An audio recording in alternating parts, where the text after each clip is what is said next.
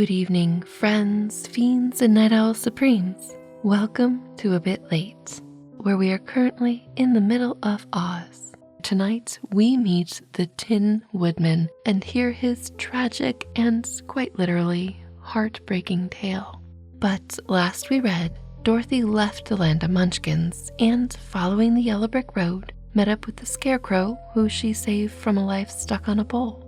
He joined her and Toto in a quest to get some brains from the Great Oz. The trio followed the path into the dark forest and, exhausted, eventually found a log cabin in which to spend the night. So, friends and fiends, get comfy, get cozy, summon your familiars, grab a mug of your favorite tea, and follow me into The Wonderful Wizard of Oz, Chapter 5, The Rescue of the Tin Woodman. When Dorothy awoke, the sun was shining through the trees, and Toto had long been out chasing birds around him and squirrels. She sat up and looked around her. There was the Scarecrow, still standing patiently in his corner, waiting for her. "We must go and search for water," she said to him. "Why do you want water?" he asked. "To wash my face after the dust of the road, and to drink so the dry bread will not stick in my throat." "It must be inconvenient to be made of flesh," said the Scarecrow thoughtfully, "for you must sleep and eat and drink.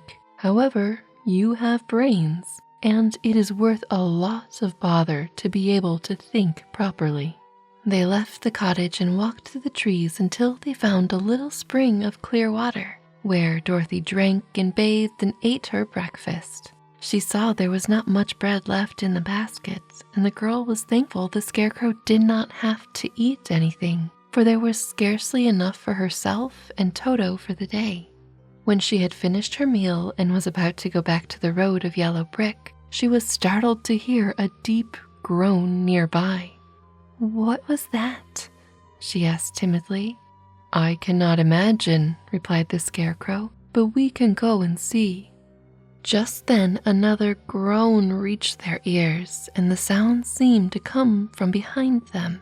They turned and walked through the forest a few steps, when Dorothy discovered something shining in a ray of sunshine that fell between the trees. She ran to the place and then stopped short with a little cry of surprise.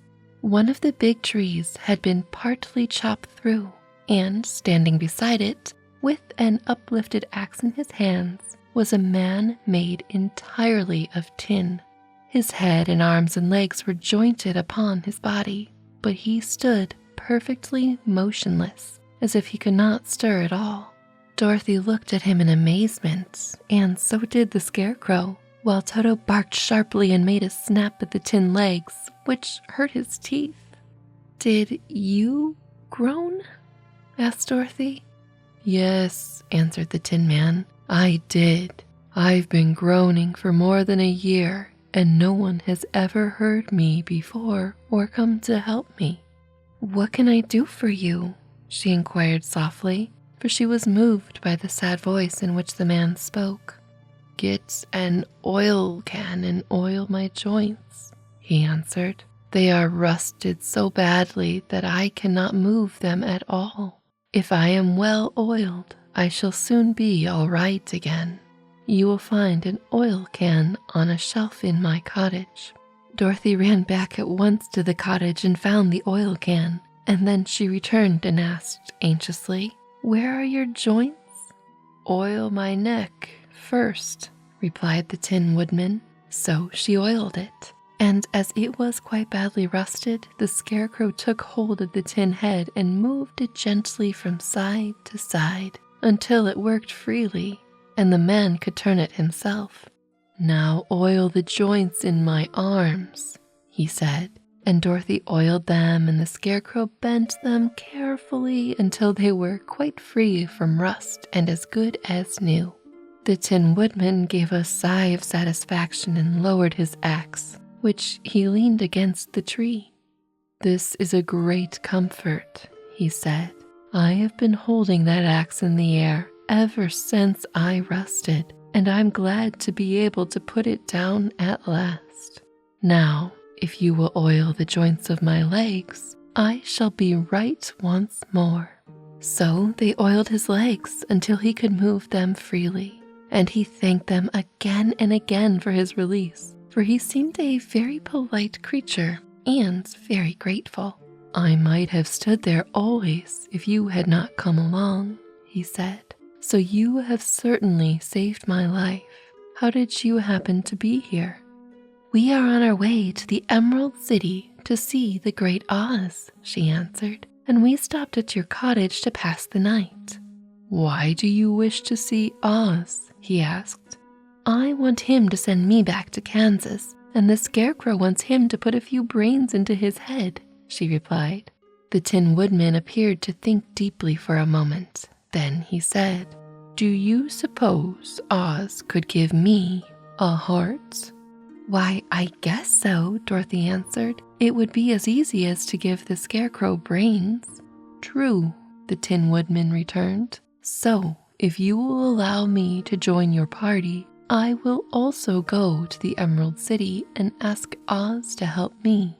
"Come along," said the Scarecrow heartily, and Dorothy added that she would be very pleased to have his company. So the Tin Woodman shouldered his axe and they all passed through the forest until they came to the road that was paved with yellow brick. The Tin Woodman had asked Dorothy to put the oil can in her basket, "For," he said, "if I should get caught in the rain and rust again, I would need the oil can badly." It was a bit of good luck to have their new comrade join the party, for as soon as they had begun their journey, again they came to a place where the trees and branches grew so thick over the road that the travelers could not pass. But the Tin Woodman set to work with his axe and chopped so well that soon he had cleared a passage for the entire party. Dorothy was thinking so earnestly as they walked along that she did not notice when the Scarecrow stumbled into a hole and rolled over to the side of the road. Indeed, he was obliged to call her to help him up again. "Why didn't you walk around the hole?" asked the Tin Woodman. "I don't know enough," replied the Scarecrow cheerfully. "My head is stuffed with straw, you know, and that is why I am going to Oz to ask him for some brains." "Oh, I see," said the Tin Woodman. "But after all, brains are not the best thing in the world." "Have you any?" inquired the Scarecrow. "I will tell you my story, and then you will know." So, while they were walking through the forest, the Tin Woodman told the following story. "I was born the son of a woodman who chopped down trees in the forest and sold the wood for a living. When I grew up, I, too, became a wood chopper. And after my father died, I took care of my old mother as long as she lived. Then I made up my mind that instead of living alone, I would marry, so that I might not become lonely. There was one of the Munchkin girls who was so beautiful that I soon grew to love her with all my heart. She, on her part, promised to marry me as soon as I could earn enough money to build a better house for her. So I set to work, harder than ever, but the girl lived with an old woman who did not want her to marry anyone, for she was so lazy she wished the girl to remain with her and do the cooking and the housework.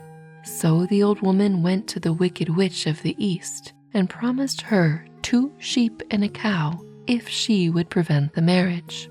Thereupon the Wicked Witch enchanted my axe, and when I was chopping away at my best one day, for I was anxious to get the new house and my wife as soon as possible, the axe slipped all at once and cut off my left leg. This at first seemed a great misfortune, for I knew a one-legged man could not do very well as a wood chopper. So I went to the tinsmith and had him make me a new leg out of tin. The leg worked very well once I was used to it. But my action angered the Wicked Witch of the East, for she had promised the old woman I should not marry the pretty Munchkin girl. When I began chopping again, my axe slipped and cut off my right leg. Again, I went to the tinsmith, and again he made me a leg out of tin. After this, the enchanted axe cut off my arms, one after the other. But Nothing daunted, I had replaced them with tin ones. The Wicked Witch then made the axe slip and cut off my head, and at first I thought that was the end of me. But the tinsmith happened to come along, and he made a new head out of tin. Of course, anything for his best customer at this point, I'm thinking. Continuing, I thought I had beaten the Wicked Witch then, and I worked harder than ever. But I little knew how cruel my enemy could be. She thought of a new way to kill my love for the beautiful Munchkin maiden and made my axe slip again, so that it cut me right through the body, splitting me in 2 halves. Once more, the tinsmith came to my help and made me a body of tin, fastening my tin arms and legs and head to it, by means of joints, so that I could move around as well as ever. But alas, I have now no heart, so that I lost all my love for the Munchkin girl, and I did not care whether I married her or not. I suppose she is still living with the old woman, waiting for me to come after her. My body shone so brightly in the sun that I felt proud of it, and it did not matter now if my axe slipped, for it could not cut me. There was only one danger, that my joints would rust.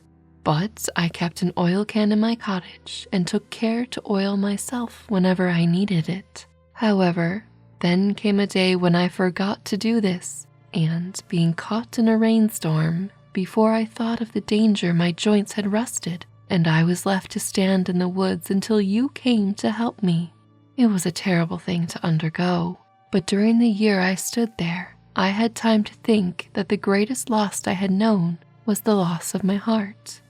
While I was in love, I was the happiest man on earth, but no one can love who has not a heart, and so I am resolved to ask Oz to give me one.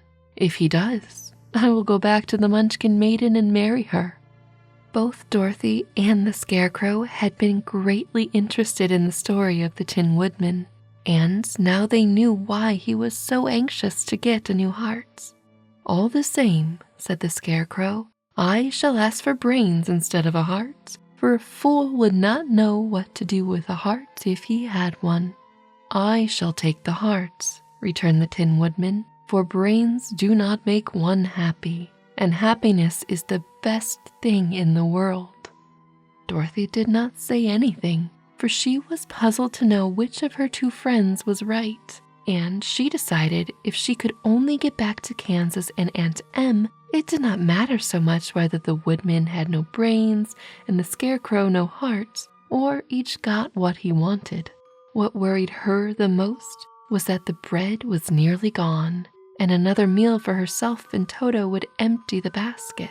To be sure, neither the Woodman nor the Scarecrow ever ate anything, but she was not made of tin nor straw, and could not live unless she was fed. And on that very pragmatic note about food, that is the end of The Wonderful Wizard of Oz, Chapter 5, The Tin Woodman. I have to admit, I do feel so sorry for him. But does knowing you don't have a heart and feeling for it mean something, perhaps? Anyway, we now have a happy quartet heading off to the Emerald City on the Yellow Brick Road. And I would like to bring you with me on some of my adventures in the real world in my show, A Bit Obscure. In this newest season, we're visiting an overgrown castle in the woods, an eerie old asylum, a mysterious mound in the middle of a town, and so much more. So, hop on and join me in my newest A Bit Obscure adventure, only on Nebula. I've talked about Nebula before. It's a collection of conscientious creators, each with their own niche and speciality, where you can get early access and watch ad-free. But it's more than that. We are always making new, unique shows and movies, and A Bit Obscure is part of that. Nebula members make this all possible. You can watch my newest A Bit Obscure episodes right now by going to go.nebula.tv/abitfrank or clicking my links below. This also gives you early access on Nebula first, and you can watch all of my videos, including the A Bit Late podcast, without ads. If you love what you see, you can get a very special 50% off of Nebula annual memberships by using my link go.nebula.tv/abitlate. This not only helps me to make more videos, but nets you a very, very sweet deal, which works out to $30 for the entire year.